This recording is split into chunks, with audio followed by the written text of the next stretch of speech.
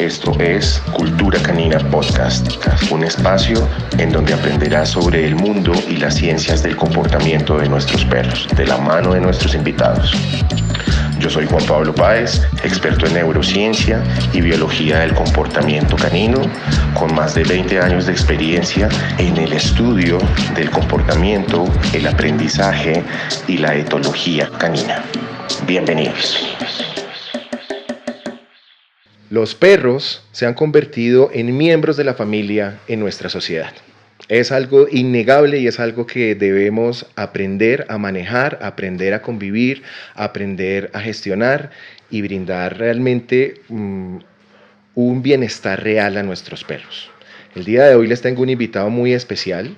Es un crack, es una persona que admiro muchísimo, es un colega y es una persona que se ha dedicado a trabajar con los perritos desde la ciencia, a trabajar con los perros desde la psicología, a trabajar con los perros de una forma seria. Jairo Aristizábal, hermano, bienvenido a nuestro podcast, bienvenido a Cultura Canina. Para mí es un orgullo y es un honor tenerte acompañándonos.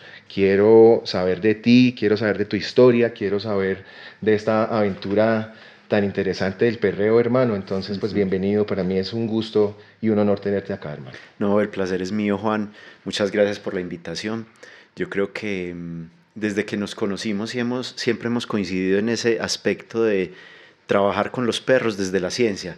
Y yo también te admiro mucho y creo que el trabajo que ustedes vienen haciendo en términos de divulgación y del trabajo dentro de cultura canina merece la pena resaltarse y hacer que esto lo conozca la gente y que podamos ir incursionando en un área que cada vez necesita más de la ciencia. Así que muchas gracias. Hermano, a ti, muy agradecido de verdad y de verdad para todas las personas que nos están en este momento viendo. Es un honor y una gran oportunidad de aprender y de poder sacar las mejores cosas que podamos de esta charla tan interesante. La idea es que podamos en nuestros hogares aplicar tips, cambiar un poco la concepción de lo que tenemos, reforzar las que nos parezcan bien. Entonces estoy totalmente seguro que después de que terminemos esta charla, el mundo se va a abrir para ustedes, la comprensión de los perros también va a ser mucho más objetiva, lo cual no ni siquiera significa que sea difícil, va a ser incluso más fácil siguiendo una lógica muy sencilla. Entonces, viejo, quisiera inicialmente que me comentaras de dónde sale este interés por los perros. Me imagino que debe ser algo que debemos compartir desde la infancia.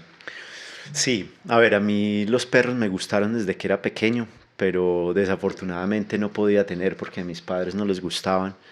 Y solo ya cuando fui adolescente se nos permitió a mí y a mis hermanos tener un perro en casa. Pero fue ya después de cursar la universidad que me metí en el mundo del perro, digamos, de lleno y que pude conocer un aspecto de la vida animal que creo que antes no había dimensionado. Yo empecé en este mundo porque, bueno, yo soy psicólogo de profesión y desde que egresé de la universidad trabajaba con niños en riesgo social. Trabajaba atendiendo niños que habían sido vulnerados en sus derechos como psicólogo clínico, pero desafortunadamente en muchos casos esos niños no querían ir donde mí a contar cosas que no querían contar y a encerrarse con un tipo que no conocían. Y por eso incursioné en este mundo de los animales y de los perros concretamente. Creía que si vinculábamos animales a espacios terapéuticos podíamos conseguir mejores resultados y conseguir los objetivos que nos habíamos planteado dentro de los programas de atención terapéutica que nosotros desarrollábamos. Perfecto. Entonces por eso fue que resulté en este mundo de los perros. Bien, tengo una pregunta que creo que es un común denominador para muchos y es, ¿viste en algún momento un bienestar para ti al interactuar con los perros antes de comenzar a interesarte ya profesionalmente dentro del campo? Sí, yo encontraba en esa relación con los perros una manera muy particular de relacionarme porque me sorprendía ver su comportamiento, ver cómo conseguían lo que querían. siempre me sorprendió desde niño saber cómo se comportaban otras especies, especialmente los perros, pues porque creo que son los más cercanos dada la domesticación que, digamos, de tantas décadas, de tantos miles de años que hemos tenido con ellos. Entonces siempre me impresionó que aunque no hablasen, tenían un comportamiento y una manera de comunicarse. Bueno, hay una cosa muy interesante que nos estás diciendo, quiero rescatar, hermano, y es, eh, los perros son una especie que desde mi perspectiva muy personal, una especie muy atrevida. Es una especie muy atrevida en la medida en que se involucraron con otra especie muy compleja, que para nadie es un secreto, que somos los Homo sapiens sapiens. ¿Sí? Es muy valiente y muy audaz, obviamente, que los Canis lupus familiaris o los perritos hayan sido la especie que se haya atrevido a acercarse a nosotros y que hubiera comenzado a haber un mutualismo. Entonces sí es muy interesante tener en cuenta como este detalle porque las vacas no lo hicieron, los caballos no lo hicieron, las aves no lo hacen, pero los perros sí. Y creo que ese mutualismo que se viene generando hace 20.000, 25.000 o 15.000 años, dependiendo pues del estudio que se haya realizado en términos genéticos, hemos recibido un bienestar mutuo. ¿Sí? Eso para ninguno es un secreto.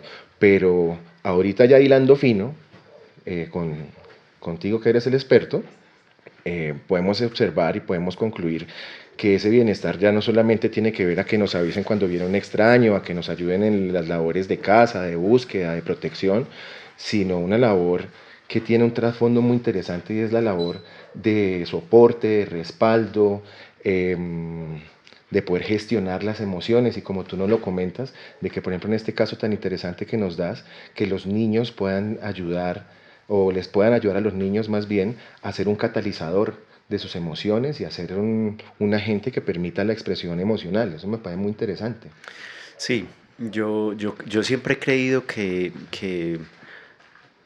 la relación con ellos es excepcional y bueno, afortunadamente las últimas 2 décadas nos han dejado hallazgos en la investigación científica que se ha hecho sobre esas cuestiones con pruebas objetivas. Yo creo que pensándolo desde ese cómo ingresé yo al mundo de los perros, desde esa parte profesional, yo notaba muy bien la diferencia entre hacer una intervención psicológica con animales, hacerla sin animales. Yo creo que indiscutiblemente los perros aportan un grado de confianza que luego se transfiere sobre quien sea el terapeuta. Y que nos permite en ese sentido generar un gancho emocional que de otra manera es mucho más difícil. Entonces, indudablemente que los espacios en los que estamos con animales son otros distintos a los que estamos sin ellos, porque creo que nos ayudan a restar formalidad los espacios, que hay veces hablar de terapia es como decir esto es una cosa muy formal y sí, creo que eso no ayuda. Y hasta harta. Claro, muchas veces, porque es como me piden que cuente cosas y que haga cosas que yo no quiero y al final cuando estábamos en interacción con los perros eso queda un poco desdibujado. De acuerdo, muy bien. Bueno, entonces estabas estudiando psicología. ¿En qué año entraste a estudiar psicología? Yo entré en el año 1998 a la universidad. Ok, somos relativamente contemporáneos también. Sí. Sí, claro que sí. Yo entré en el 97 a estudiar psicología.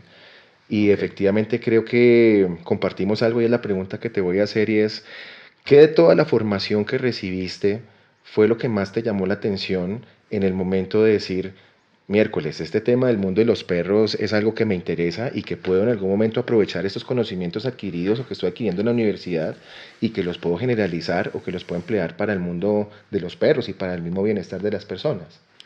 Ve, a mí siempre, pues estando en la facultad, me llamó mucho la atención los trabajos que hacía un profesor mío que se llamaba Rodrigo Rodas Valencia. Él ya falleció, psicólogo, y era el encargado de la parte experimental y de las cajas de Skinner y el trabajo con ratones.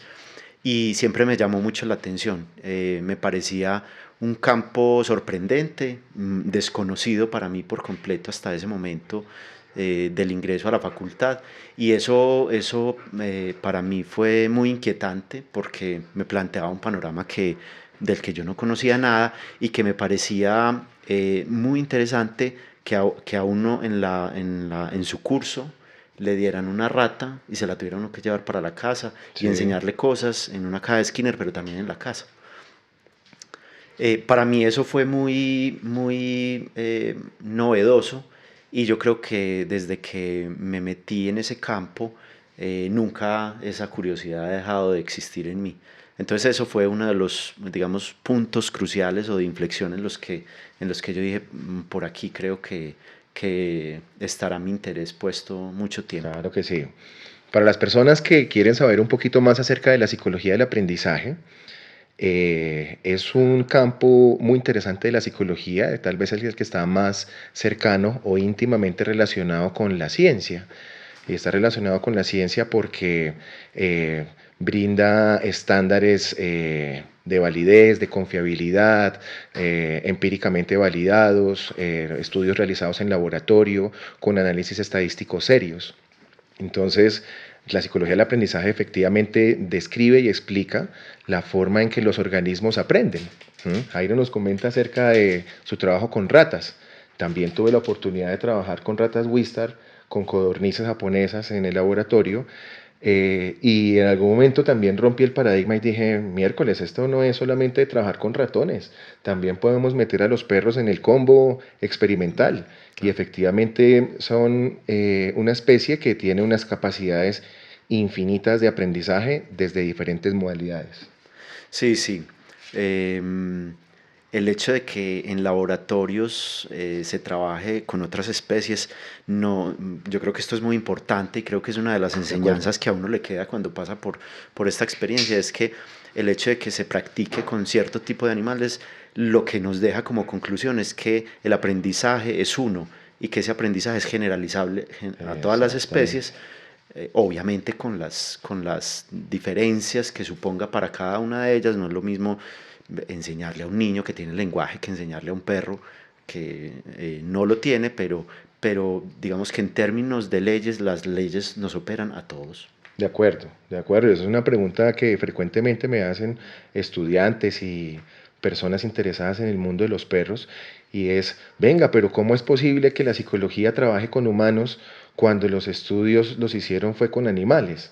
Y la generalizabilidad es algo muy importante. ¿Sí? Definitivamente, por ejemplo, en el mundo de las neurociencias, el hecho de haber podido descubrir que las neuronas tienen unos potenciales eléctricos medidos en milivoltios no surgió de trabajos con humanos, surgió de trabajar Claro. con un animal que se llama un calamar gigante, en donde se podía trabajar como con mayor facilidad para poder realizar este descubrimiento. Entonces, la mayoría de los aspectos relacionados con el aprendizaje inicialmente se han derivado del trabajo de los animales no humanos y luego ya se han establecido, obviamente con las diferencias tan importantes que tú nos dices derivadas del lenguaje, en términos de cómo aprendemos. Y esto es una cuestión muy interesante porque no todos los organismos aprendemos, y es más, yo creo que ninguno, ¿sí? Ningún organismo aprende a partir del maltrato o de la violencia. Y de la psicología, específicamente la que se basa en el refuerzo o en otros procedimientos no punitivos, nos han enseñado a que existen unos métodos que están más ligados al bienestar, más ligados a la bioética y que permiten hacer o brindar un aprendizaje con respeto, con cariño y con admiración, creo yo. De acuerdo, Juan. Y yo creo que ese es otro de los aprendizajes importantes que uno ve, digamos, si hace una mirada retrospectiva frente a las maneras de aprender. Y la ciencia nos lo ha podido demostrar. Evidentemente que yo puedo conseguir que un animal cualquiera haga algo de una manera punitiva, pero es mucho más eficiente hacerlo desde el refuerzo positivo, porque el aprendizaje es mucho más amigable, nos permite generar emocionalmente un gancho que desde lo punitivo es imposible, De acuerdo. y de alguna manera, pues por eso el trabajar con animales dentro de procesos terapéuticos o educativos creemos que es beneficioso. no solamente para poblaciones en riesgo social, sino para niños que han tenido, digamos, unas condiciones diferentes y que no tienen ningún retraso en el desarrollo. Así que digamos que es un recurso que se puede ampliamente aplicar, obviamente bajo unos estándares profesionales importantes, porque también es importante decir que no porque yo tenga un labrador, pues tengo un perro de terapia, y no porque yo esté formado en intervenciones asistidas con animales, por ejemplo, pues puedo desarrollar programas idóneos. Hay que ser rigurosos frente a las mediciones que se hacen, porque de no medir, pues no estamos pudiendo tener certeza de los avances que se dan dentro del proceso terapéutico educativo. Entonces yo creo que volteando un poco la hoja frente a lo que decías, la participación de animales en diferentes contextos han mostrado beneficios recientemente que yo creo que antes ni siquiera nos imaginábamos. Nosotros hacemos intervenciones en contextos laborales, por ejemplo, en contextos educativos, en contextos también escolares, y es evidente cómo los animales generan una atracción social que yo solo como profesional no siempre genero. Sí, efectivamente, y con muchas poblaciones, ¿no? Entonces, pues ya tocamos el tema de trabajar con niños, tanto niños normales, lo vamos a poner entre comillas, como con niños en condición de discapacidad, con adolescentes, con adultos mayores, que es un trabajo excelente que se puede realizar con los animales. Y creo que esto nos brinda un panorama muy interesante. Quiero que entremos un poquito a hablar también del tema y es, bueno, tú terminas de estudiar psicología y tienes como esa inquietud que nos comentas de que los animales pueden hacer muchas cosas para nuestro bienestar. ¿Cómo comienzan tus estudios o tu incursión ya específicamente en el gremio? Bueno, para ese momento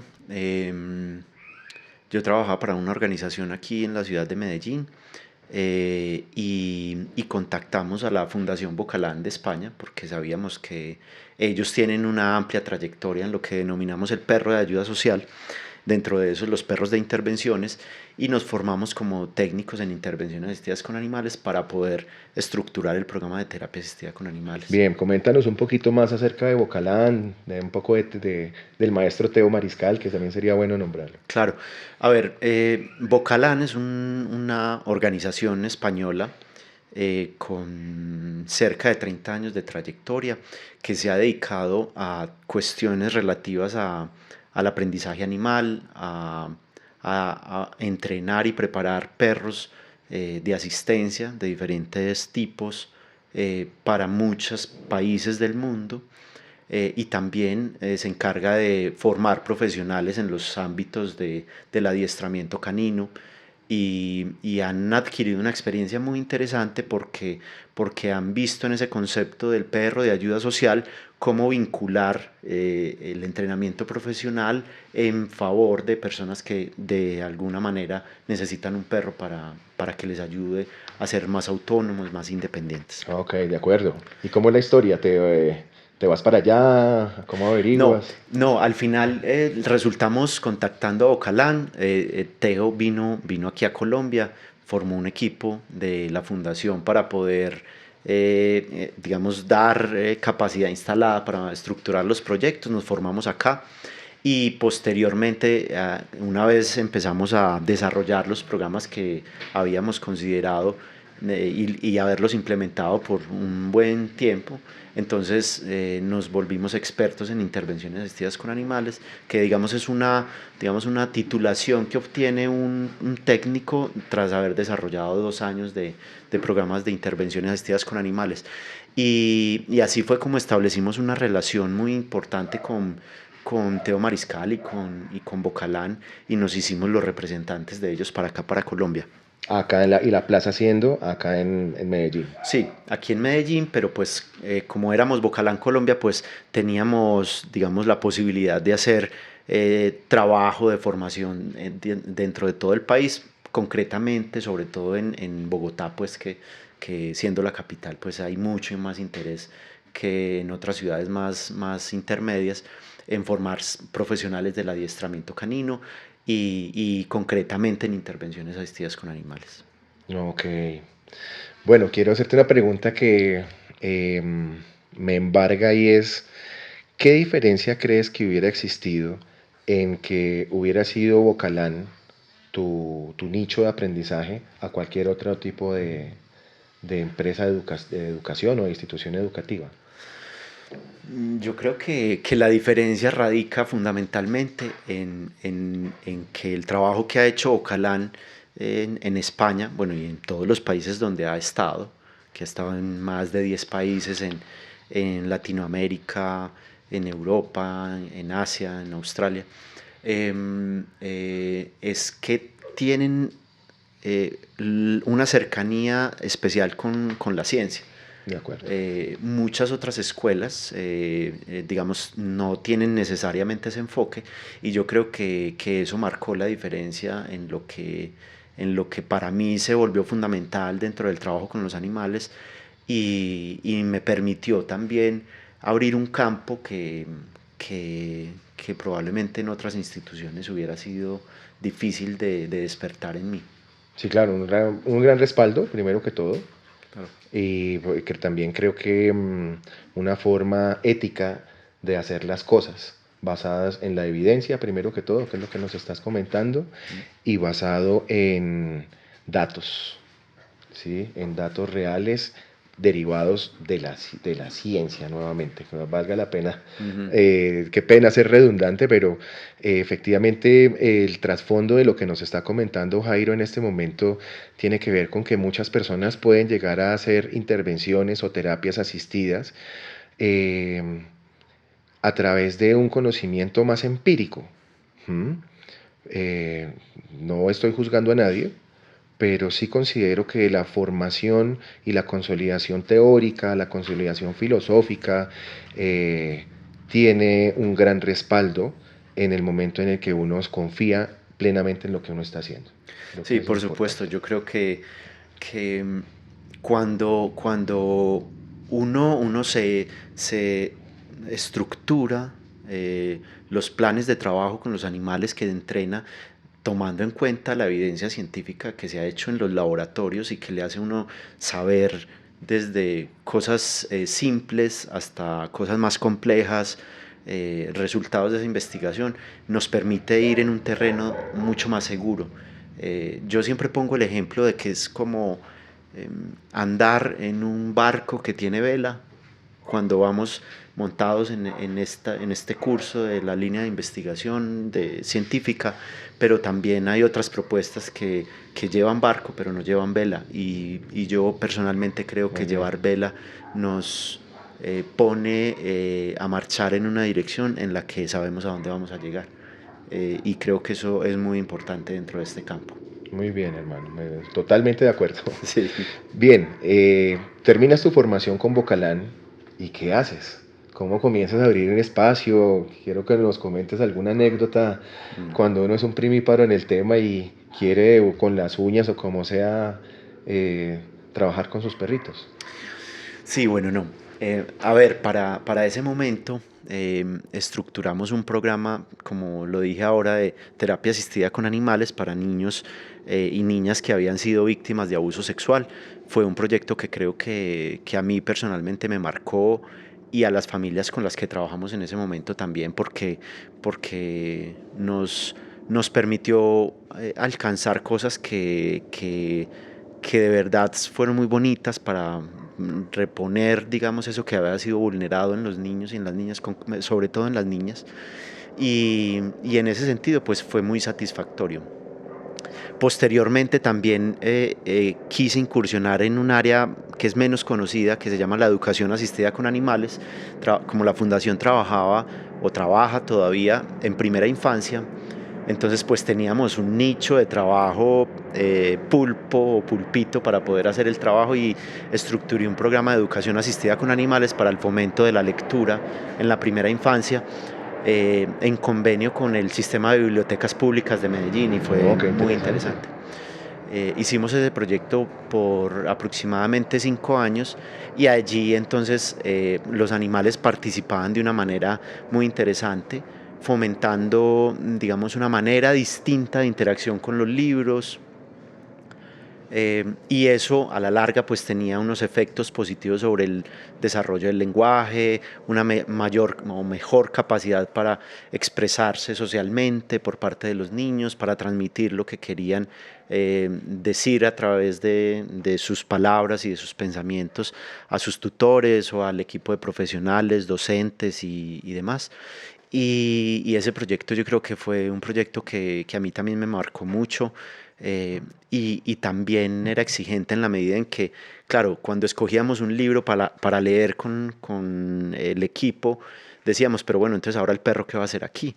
Y siempre tendríamos entonces que plantearnos un ejercicio nuevo que entrenar con los animales, de manera que las sesiones fuesen muy didácticas Sí, de e acuerdo. interesantes para los niños, pero también para los adultos que participaban. Es el reto. Claro. ¿Y te acuerdas de alguna situación que te haya costado trabajo, que hayas pensado, uff, qué difícil ha sido entrenar el perro, pero lo logré? Había un ejercicio que a mí siempre me había gustado poder entrenar y era simular que el perro estaba leyendo un libro. Entonces fue difícil porque, claro, al perro no le interesa o le interesa muy poco un objeto inmóvil en medio de una sesión donde hay niños hablando, gritando, hay olores a comida y muchos estímulos, y que y que el perro se concentre en un texto que simule que está leyendo era difícil, pero lo conseguimos y los niños y las familias se impresionaron cuando en ese momento se dieron cuenta bueno, en ese momento Conchita se llamaba, una de las perras del programa, leía un libro, y eso servía como un modelo para que los niños se entusiasmaran más a la lectura a través de los textos de las bibliotecas, y también pues pudimos en esa vinculación demostrar que la participación de los animales en esos contextos hacía que la afluencia de niños y madres y padres dentro del programa fuese mayor que cuando lo hacíamos sin perros. Y también pues evidentemente que al generar ese espacio más relajado, más tranquilo, se generaban intereses por parte de las familias por el compromiso con la lectura desde pequeños. Y yo me acuerdo que al final de los años de trabajo, muchas mamás se acercaban y nos decían, yo adquirí el hábito de leerle a mi hijo del programa de educación asistida con animales que teníamos en la fundación, y creo que eso fue ganador, digamos. Y desafortunadamente pues uno no tiene cómo ver a largo plazo los efectos que eso tiene en el desarrollo de los niños, pero indiscutiblemente que haber enseñado a leer o a adquirir el hábito de lectura a través de la interacción con los perros fue fundamental para muchos de ellos. Bueno, pues me pone a pensar algo que me parece muy lindo, y es algo que la ciencia ha demostrado, y es que cuando hay un contacto visual entre los humanos y los perros, segregamos oxitocina. Así es. ¿Sí? Entonces me pongo a imaginar el contexto de lo que nos estás describiendo y digo, ok, estoy el niño, miro el libro, miro el perro, miro el libro, hago mi ejercicio o mi actividad, miro el perro. ¿Sí? Y si lo analizamos en términos meramente biológicos, reduccionista, estoy generando un enamoramiento, ¿sí?, a la lectura derivada de la neuroquímica que está ocurriendo por el fenómeno de la producción de oxitocina. Entonces, pues me dices el tema de que la mamá continuó con el proceso. Yo digo, claro, continúa con el proceso porque definitivamente son cosas que enamoran. Y Por enamoran supuesto. con un trasfondo científico, no es una mera invención. Así es. Esa posibilidad de interacción, de esa manera que lo planteas, lo sabemos muy bien, mirar al perro a los ojos y hacer contacto físico con él nos hace producir oxitocina, pero al animal también. Entonces yo creo que esa mirada recíproca hace que se viva de una manera muy distinta ese escenario, que muchas veces creo que eso también nos lo ha permitido la investigación, el superar esa mirada unidireccional en la interacción. Es como no solamente yo me beneficio de esa interacción, sino que el animal también, nos plantea entonces necesariamente pensar el término del bienestar animal, porque muchas veces también se juzga desde afuera el que los animales se estresan dentro de la intervención y no es necesariamente así, aunque en algunas situaciones puedan estresarse, pero no es, digamos, el componente general de este tipo de intervenciones. Entonces, yo creo que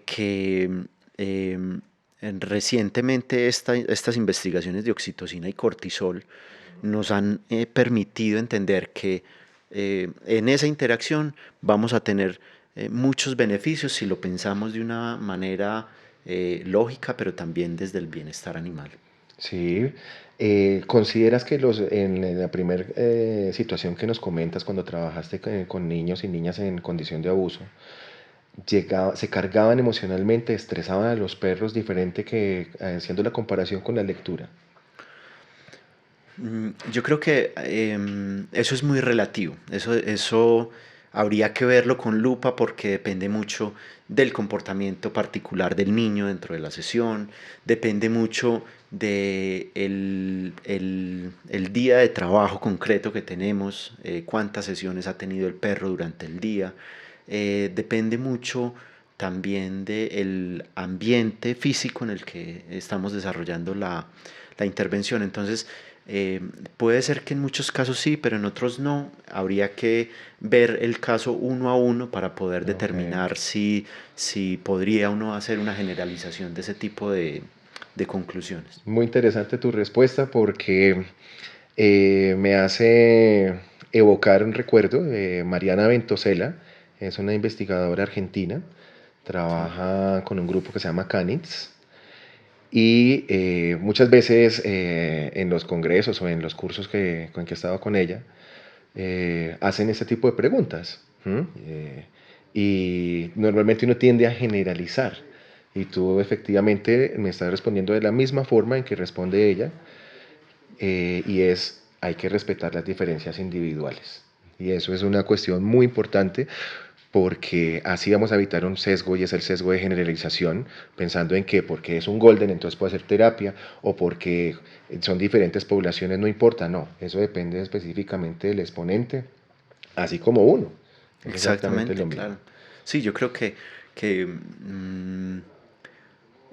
pues pensando en este mundo de las intervenciones terapéuticas y educativas, la pregunta infaltable cuando estamos en momentos formativos es ¿cuál es la raza más Sí, idónea para...? Yo creo que lo has vivido en el diplomado que ustedes ofrecen también y esa pregunta, a esa pregunta yo siempre contesto, no sé, no sé, no, sí, no creo que haya una raza, digamos, especialmente preparada y yo prefiero decir siempre que es mejor evaluar individuos de más que acuerdo. razas, o elegir individuos más que razas. Aunque nosotros trabajamos especialmente con labradores, em, porque nos parece que tienen una predisposición a cierto tipo de comportamientos y habilidades que son beneficiosas para el trabajo que nosotros hacemos. No por ello pues tenemos en todos los labradores los ejemplares ideales para desarrollar este Sí, tipo de hay trabajo. diferencias individuales, definitivamente. Exactamente, exactamente. Bueno, te voy a nombrar 5 temas. ¿M? Y tú me dices cuál es el tema o cuáles son los temas que te parecen más importantes cuando uno trabaja con un perro de asistencia o de terapia. ¿M? Muy bien, 1. Estimulación cognitiva. 2. Estimulación sensorial. 3. Desarrollo de habilidades sociales. 4. Aprendizaje y adiestramiento.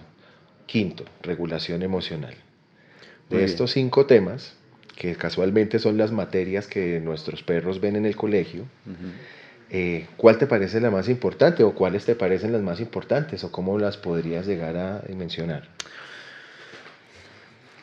Bueno, no, yo creo que el aprendizaje es uno de esos que yo diría es un término sombrilla y que dentro de ese término podríamos, digamos, probablemente encontrar los otros o líneas de trabajo de los demás, de la estimulación cognitiva, de la estimulación multisensorial y demás. Yo creo que el aprendizaje y entender digamos, aprender a aprender, digamos, creo que sería esa materia que habría que abordar siempre que estamos metidos en el mundo del entrenamiento animal, no importa que sean perros u otras especies, porque es de esa manera en la que logramos dimensionar como profesionales del adiestramiento eh, eh, cuáles son los pasos que debo ir sorteando para conseguir los objetivos que me planteo. Entonces creo que ese sería el número uno, pues, si lo queremos ponderar, y de ahí, pues, yo creo que derivaría los demás.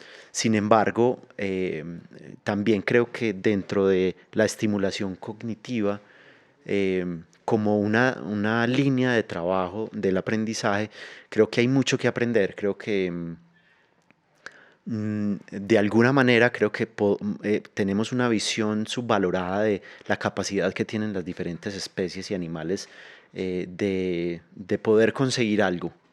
Hay veces tengo la idea de que comparamos el aprendizaje de otras especies con el nuestro, y creo que es un error porque cuando no se pasa por el lenguaje, los aprendizajes están puestos sobre otro tipo de necesidades que no necesariamente nosotros, digamos, compartimos, y entonces creemos que somos más inteligentes que, no sé, que una orca, porque la orca no habla, y creo que es un error, digamos, categorial el verlo de esa manera. Entonces, dentro de la estimulación cognitiva, sabemos muy bien que la cognición hace parte de, digamos, de todos los animales, unas más complejas que otras, evidentemente, pero sabemos que los perros toman decisiones, sabemos que los perros tienen memoria, solucionan problemas, tienen procesos de atención. Entonces, cuando lo vemos así, entendemos que nosotros como profesionales del adiestramiento debemos aprender a ser conscientes primero de que este tipo de aspectos son fundamentales dentro del aprendizaje, pero también de qué manera se deben de abordar. Claro, yo no le puedo pedir a un perro, no sé, un periodo de atención de 1 hora, porque, claro, va a ser muy poco probable que alcancemos esos objetivos, pero eso no quiere decir que no pasen por periodos atencionales cortos, y que si aprovechamos esos periodos cortos, pues podamos conseguir algún tipo de estimulación que vaya en favor de su bienestar. Entonces yo creo que en la estimulación cognitiva hay un campo muy interesante de investigación. Creo que a nivel etológico y a nivel de otras ramas del comportamiento, creo que se han venido dando desarrollos en ese aspecto que son interesantes. Bueno, hermano, hay un tema que vamos a hablar que me apasiona, y es ya lo has dicho 2 veces durante el podcast, y es el lenguaje. Y aquí es algo que todos debemos tener muy presente en nuestro hogar, y es entender que los humanos somos organismos verbales, que tenemos un cerebro que evolucionó desde hace 150.000 años para acá, para que podamos hacer precisamente esto que estamos haciendo en este momento: hablar gesticulando solamente con nuestros labios. Eso ningún otro animal lo puede hacer, ¿sí? Y lo que hablamos son conceptos artificiales, conceptos naturales, conceptos abstractos, y una serie de elementos bastante complejos que nos hacen, a lo que hace al hombre ser una especie única, ¿sí? Muchas veces caemos en un tema, y es el antropomorfismo. Definitivamente es la palabra técnica, pero realmente en términos escuetos muchas personas lo llaman humanizar a tu mascota. No solamente humanizar tiene que ver con ponerle a los perritos chaquetas, buzos, zapaticos, tratarlo como a un niño, y otros aspectos pues que también pueden en algún momento rayar en la creación de problemas de conducta en los perros, que ese será un tema para hablar después, sino también juzgarlos o interpretarlos como pequeños humanitos, como pequeños niños, ¿sí? Dentro de eso creo que el lenguaje es uno de esos antropomorfismos que se presenta con mayor frecuencia. Muchas personas establecen conversaciones, largas conversaciones con sus perros, los regaños son verbales, muchas interacciones que se basan en el lenguaje. Realmente, como lo estamos entendiendo, los perros no tienen esa capacidad neurocognitiva para poder desarrollar esa habilidad tan compleja como la nuestra, y muchas veces uno termina peleando con el perro, matoneando al perro, culpando al perro porque al final no está entendiendo, ¿sí? Y creo que el que no está entendiendo somos nosotros, que debemos comprender más bien que los canales de comunicación o la forma en que nos podemos comunicar con ellos es distinta. Entonces sí es importante que entendamos esa pequeña diferencia entre el lenguaje que tenemos o que mantenemos entre los humanos y la forma en que podemos interactuar con nuestros perros. ¿Qué nos puedes decir al respecto? No, totalmente de acuerdo frente a la postura de que em, em, nosotros somos quienes o somos los llamados a entender que el aprendizaje la interacción con los perros no pasa, incluso con otros animales no humanos, no pasa por el lenguaje.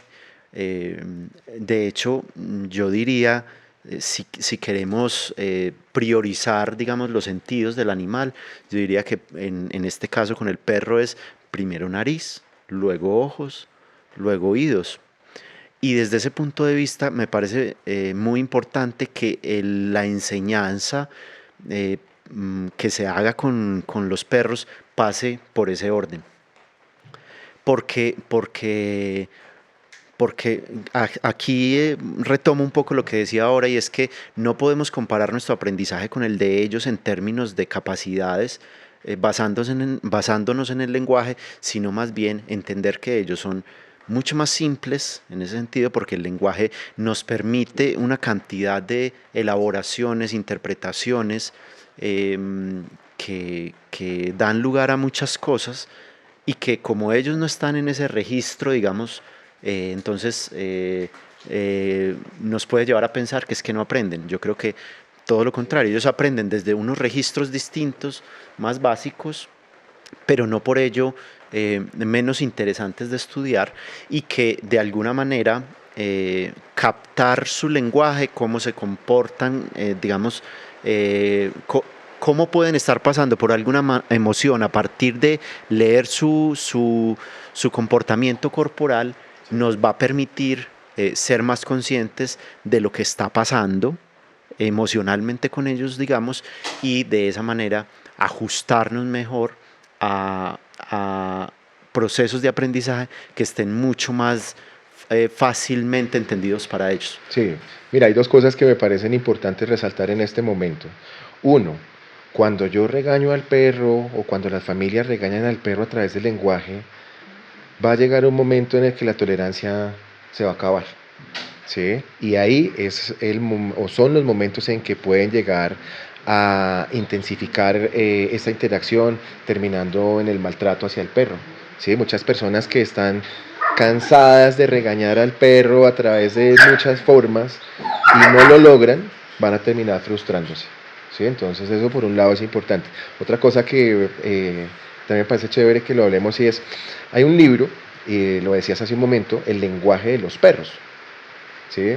Hay un libro que escribió alguien muy famoso que se llama Turit Rugas, que precisamente habla acerca de las señales de apaciguamiento o de las señales de calma en los perros. Realmente esas señales que se explican en el libro no solamente pertenecen al mundo canino, pertenecen al mundo de muchos mamíferos. No solamente los perros se calman, por ejemplo, bostezando, nosotros también a veces, cuando está la clase muy aburrida o cuando sí estoy cansado, es una forma también de desestresarse. Y ahí puede llegar a una pequeña confusión, porque entonces podemos entrar en una contradicción de decir, no, pues es que estamos hablando que los perros no tienen lenguaje, pero el libro se llama El lenguaje de los perros. Entonces, o tiene como esa definición dentro del libro. Yo creo que más es como tú mismo lo estás diciendo, es una codificación. Y yo al perro lo que puedo hacer para entender ese lenguaje es comprender sus señales visuales, es decir, las posiciones de sus orejas, de su lomo, de sus patas, de su cuerpo en general, de sus ojos, pero también hay otros tipos de señales, como las señales auditivas, en términos de sus ladridos, aullidos, chillidos, incluso la misma velocidad del jadeo puede llegar a intervenir, o otro tipo de señales como las visuales, las señales táctiles o las señales químicas. Las táctiles tienen que ver con la caricia y las químicas tienen que ver ya con la producción de sus glándulas paranales, su orina o sus heces. Entonces, como debemos comprender que el perro efectivamente tiene una serie de señales diferentes y que normalmente están interrelacionadas y que debo aprender a leerlas para tener una comprensión objetiva. Sí, Diferente a las del lenguaje. claro, no ponerlo en términos del lenguaje a nivel explicativo seguramente nos es útil, pues creo que buena parte de esto que estamos hablando aquí tiene que ver con eso, pero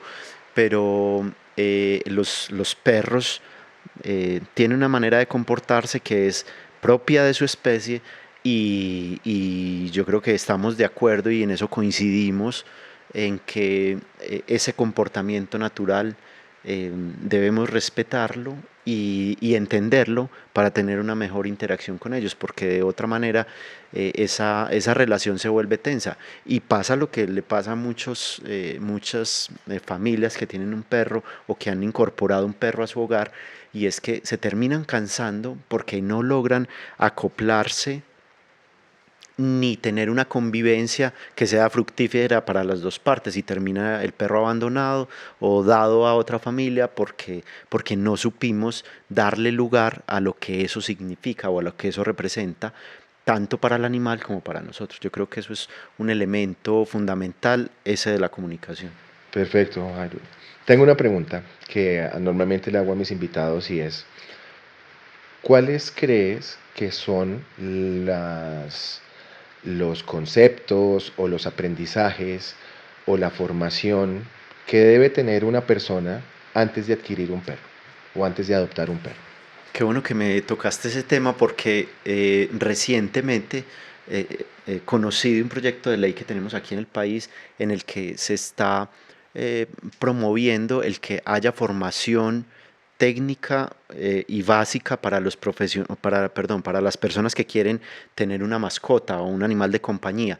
Yo estoy completamente de acuerdo con eso porque creo y soy un convencido de que esa interacción con ellos no puede ser simplemente basada en suplir necesidades básicas, sino también en esa necesidad comunicativa y de manejo, porque muchos de los casos que uno encuentra, digamos, en sociedades como mi perro hizo esto, pero yo no respondí adecuadamente y ese problema a la larga puede volverse un problema mucho más grande. Entonces, respondiendo a tu pregunta, creo que las personas o las familias deberían estar formadas sobre cómo satisfacer necesidades básicas del animal, cómo procurar establecer vínculos recíprocos, pero también, por lo menos en lo básico, aprender cómo aprenden ellos. Yo creo que eso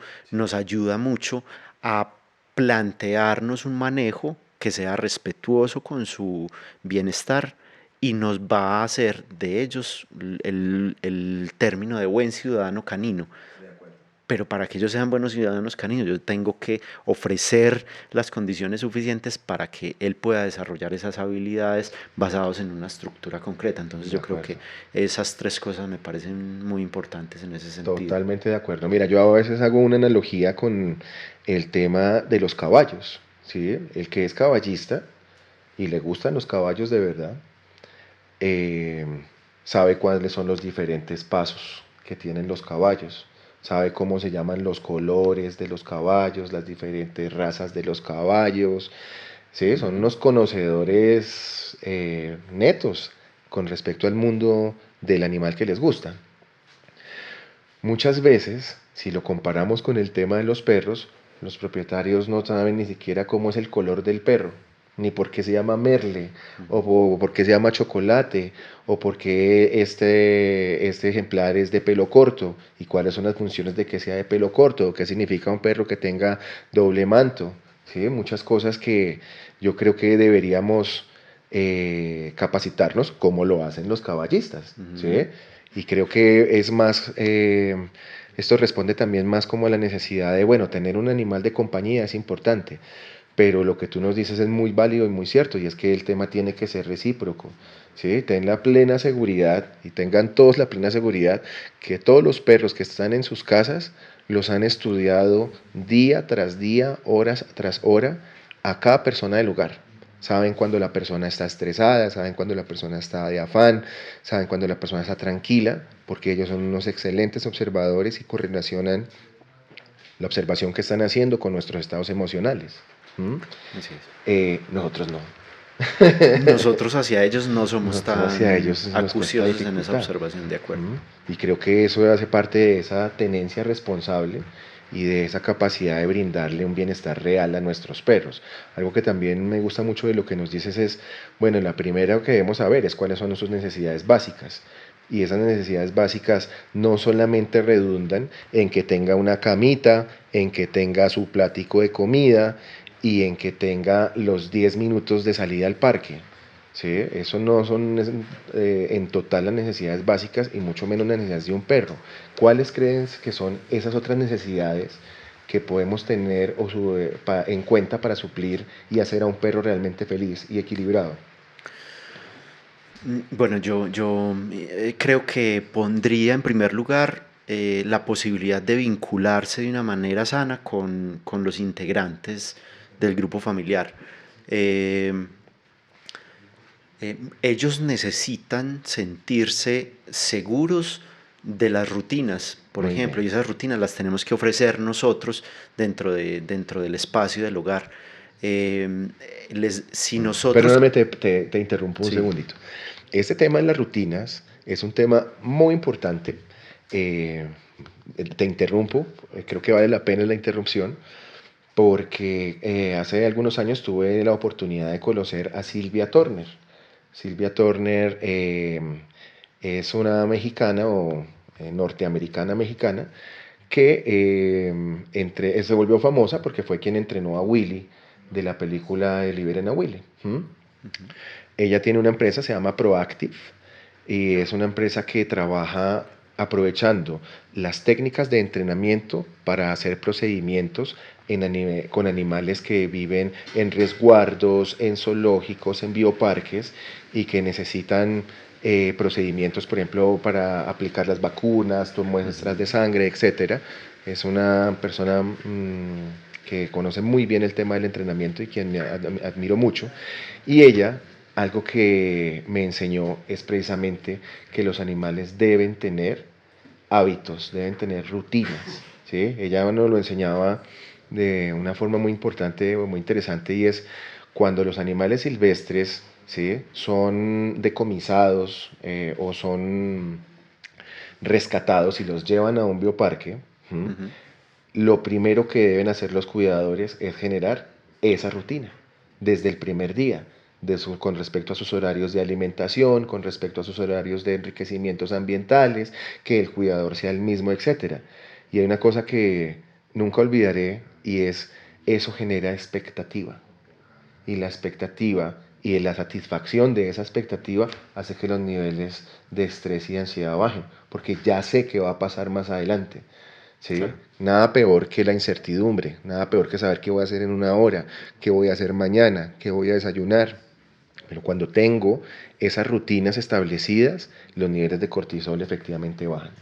Sí, esa manera de verlo yo creo que favorece el que el animal se adapte mucho mejor a un contexto que le es desconocido. Yo creo que todos los animales pasamos por esto. Todas las situaciones nuevas nos provocan ansiedad, pero en la medida en que sepamos eso que va a pasar, o se nos acostumbre a entender qué es lo que viene, esos niveles de ansiedad se reducen y por tanto pues los niveles de cortisol también bajan en el organismo y nos permiten aprender a adaptarnos a ese nuevo contexto. Entonces, no solamente los perros, cualquier animal que esté pasando por un nuevo aprendizaje, pues tendrá que vérselas con esto.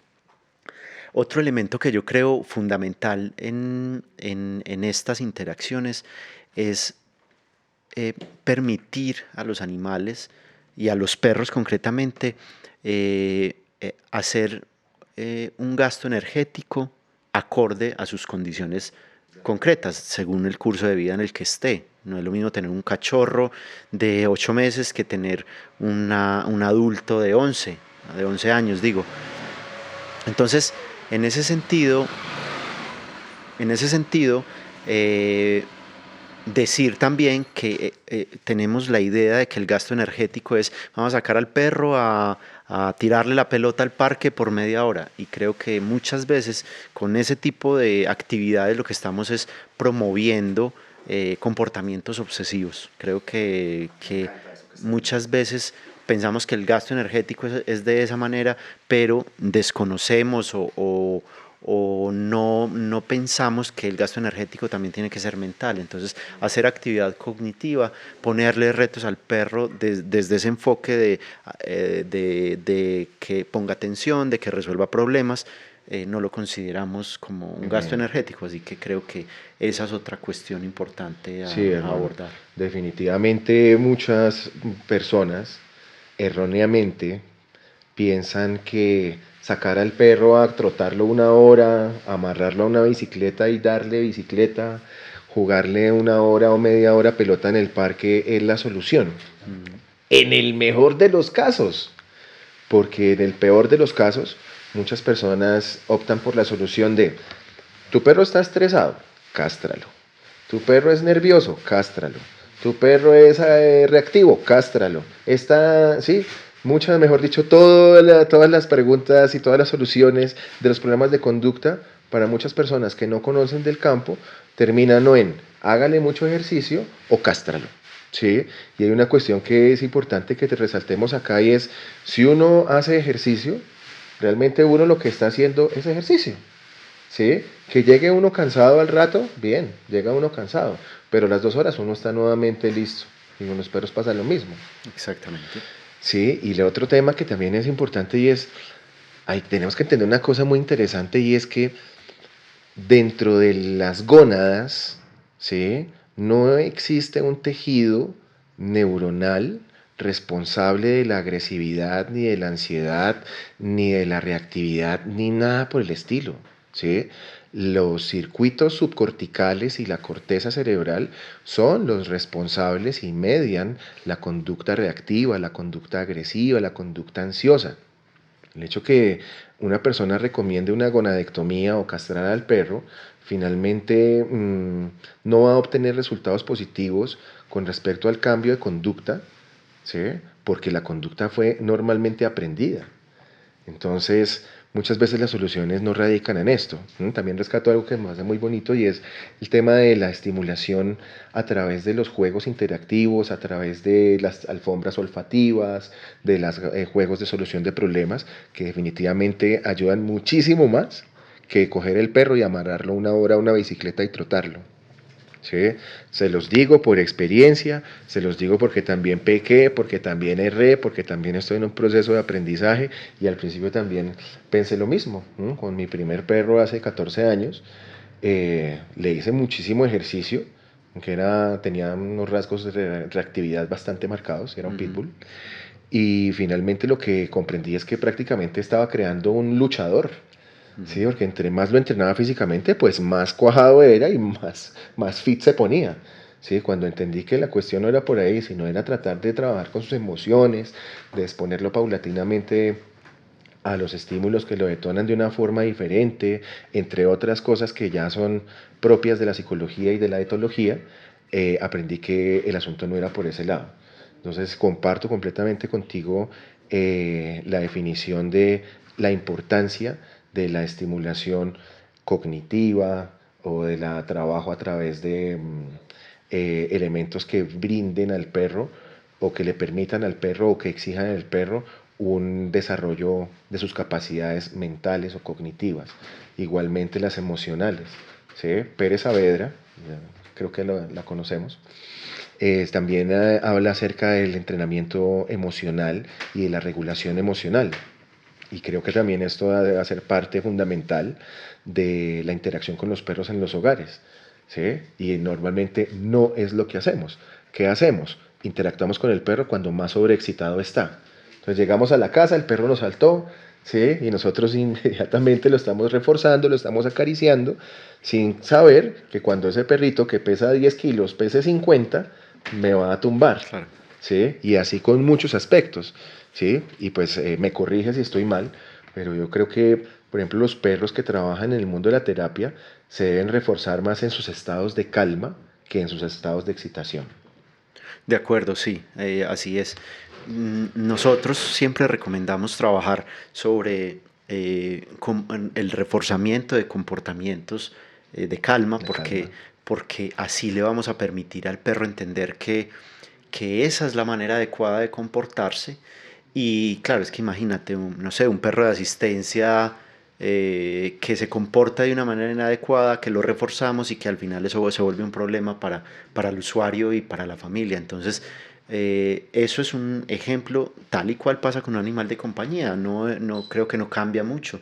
Entonces, es importante tener claro qué queremos reforzar para afianzar ese tipo de comportamientos, reforzándolo positivamente. Reforzar positivamente lo entendemos como generar consecuencias a esos comportamientos que hagan que ese comportamiento que quiero afianzar sea más probable en el futuro. Entonces, utilizar comidas, juguetes, atención, caricias, eso nos va a permitir que los animales digamos, entiendan que ese es el comportamiento esperado, y eso hace parte también de la rutina que comentábamos ahora, porque el perro va a entender que si está tranquilo o si saluda de una manera adecuada, pues va a obtener lo que quiere. Exactamente. Muy bien, hermano. Pues está muy chévere, muy interesante la conversación. Vamos en la retrospectiva. Estudiaste psicología, te graduaste, trabajaste en Bocalán, o comenzaste pues más bien con Bocalán, acá en Colombia. Trabajaste con niñas en condición de abuso, trabajaste ya también con niños en la parte de la lectura asistida. ¿Qué otras cosas han ocurrido en tu vida de ese momento hasta acá? Bueno, no. Una vez yo dejo de trabajar con la fundación, me dedico a ser docente universitario, trabajando también con temas de aprendizaje animal, con psicólogos en formación y médicos en formación en dos universidades aquí en la ciudad de Medellín, y empezamos a, a incursionar en ese campo que es cómo enseñarle a psicólogos y a médicos que van a trabajar digamos, con personas, eh, cómo es que podemos enseñarle a alguien algo. Y entonces, pues de esa manera hacíamos talleres de trabajo de aprendizaje animal, digamos, con gallinas, con otros animales, y poder extrapolar esa experiencia del trabajo con animales hacia la experiencia del trabajo con humanos, que como ya dije en un principio, consideramos que es lo mismo. Las leyes del aprendizaje nos rigen a todos por igual, aunque haya esas diferencias individuales. Estuve trabajando por aproximadamente 3 años en este campo de la docencia, y una vez establecemos a Latimos con Isabel Correa y con Sí. Sara Beut, yo ya me retiro y me dediqué desde hace ya 4 años exclusivamente a trabajar con Latimos y a preparar perros de ayuda social, tanto perros de asistencia como de intervenciones, y En a el perreo desarrollar, terapéutico. sí, dentro de las intervenciones, hacer proyectos Sí. de terapia asistida con animales. Ahora desarrollamos un proyecto muy interesante con un jardín infantil aquí en la ciudad de Medellín, en el que atendemos niños con trastorno del espectro autista a través de terapia asistida con animales, y también a la vez estamos formando perros de asistencia para diferentes condiciones a personas que lo requieren aquí en la ciudad de Medellín, pero también en otras aquí en Colombia.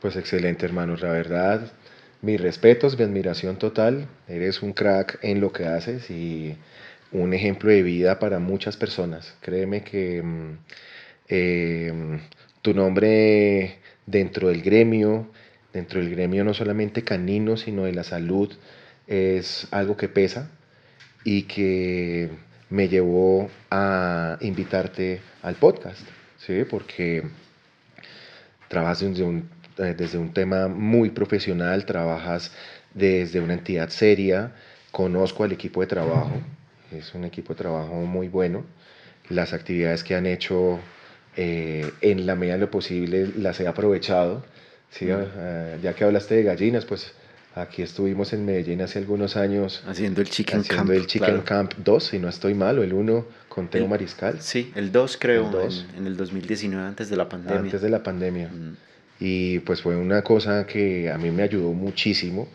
a comprender cosas que para mí no estaban dentro de mi campo en ese momento, ¿sí? Entonces sí creo que vale la pena el esfuerzo, ¿sí? Vale la pena el esfuerzo. Les voy a contar un chisme a ustedes y el siguiente. En el mundo de la psicología, ¿sí? Las personas que estudian psicología, normalmente un altísimo porcentaje quiere ser psicólogo clínico para atender personas, quieren ser psicólogos organizacionales y trabajar en empresas, quieren ser psicólogos educativos y trabajar en universidades, colegios, escuelas, etcétera. Pero nosotros, ¿sí? Los psicólogos que nos dedicamos a estudiar con animales, en algún sentido somos como bichos raros. así es. ¿Sí? Y muchos colegas nos dicen, venga, pero usted qué hace trabajando con perros, hermano, ¿y por qué no está atendiendo pacientes? ¿Sí? O por qué no está haciendo psicología, también lo he escuchado. Y creo que las personas que trabajamos en aprendizaje animal somos los que más psicología aplicamos, pura y dura, como dirían los españoles, porque Así pues es. somos los que utilizamos los principios básicos del aprendizaje dentro de nuestro trabajo. ¿Que somos unos bichos raros? Sí, seguramente somos unos bichos raros. Pues somos unos bichos que hemos aprendido a abrir nuestro corazón a otras especies y a comprender la importancia de lo que las otras especies tienen para enseñarnos a nosotros los seres humanos. ¿Sí? Algo con que quiero tal vez comenzar a concluir la charla es que el lenguaje tal vez no sea tan bueno. Esto es algo muy personal. Pero el hecho que hablemos como especie también cognitivamente tiene un par de consecuencias, que son la memoria, por un lado, la memoria a corto, mediano, largo plazo, y la ansiedad de lo que pienso, ¿sí? O la tristeza que me generan los pensamientos. Esos pensamientos y esas cogniciones que tenemos los humanos son meramente verbales, es decir, solamente los tenemos nosotros. Esa memoria verbal, memorias lingüísticas, que hacen que seguramente esté yo en este momento aquí hablando, pero que esté pensando en términos lingüísticos acerca del futuro, o que esté recordando en términos lingüísticos acerca del pasado. Y esto hace, o esto puede en algún momento generar ansiedad en mí por estar pensando reiterativamente, verbalmente en el futuro, o depresión o rasgos depresivos en mí por estar pegado a los pensamientos verbales o lingüísticos del pasado. ¿Sí? Yo creo que esa es la razón fundamental por la que nosotros los seres humanos no vivimos en el aquí y en el ahora, o no vivimos en mindfulness o en conciencia plena, cuestión que los perros sí lo hacen y los demás animales a diario. Creo que una de las consecuencias de tener esa habilidad verbal es ese fuete o ese látigo de no vivir en mindfulness, de no vivir en conciencia plena. Y a esto voy con que los perros en nuestro caso y los animales en general son unos grandes maestros para nosotros, quienes nos han venido a enseñar específicamente el poder del aquí, del ahora, de vivir en el presente y de no juzgar o evaluar a lo que ocurre en términos del pasado o en términos del futuro. Creo que si construimos un presente, así como lo hacen nuestros hermanos perritos, vamos a tener una mejor calidad de vida, creería yo. Sí, no sé qué piensas tú al respecto también. No, yo creo que ellos son un eterno presente y nos enseñan de ese eterno presente diariamente y nos permite también la posibilidad de ver lo simples que somos también. En la medida en que somos complejos, también tenemos una parte que nos hace simples y que muchas veces, porque el lenguaje nos hace ese daño, empezamos a elucubrar sobre el futuro y a pensar en el pasado, y el presente pierde valor, como que nos vemos atrapados entre esas dos paredes y el presente se vuelve insignificante. Yo creo que ellos nos enseñan la importancia del presente, la importancia del aquí y del ahora, y que el cariño y el amor son muy valiosos en la interacción con los demás. Muchas veces no nos percatamos de eso, pero creo que ellos siempre nos lo traen diariamente para recordarlo. Ellos son unos grandes maestros para mí, yo creo que todas las personas que convivimos y tenemos un animal de compañía, no solamente los perros, seguramente los gatos también, somos unos aprendices, y es una oportunidad para poder reevaluar y para poder mirar qué positivo puedo tener en mi vida gracias a la convivencia con nuestros hermanos animales. Creo que esa es una cuestión muy importante.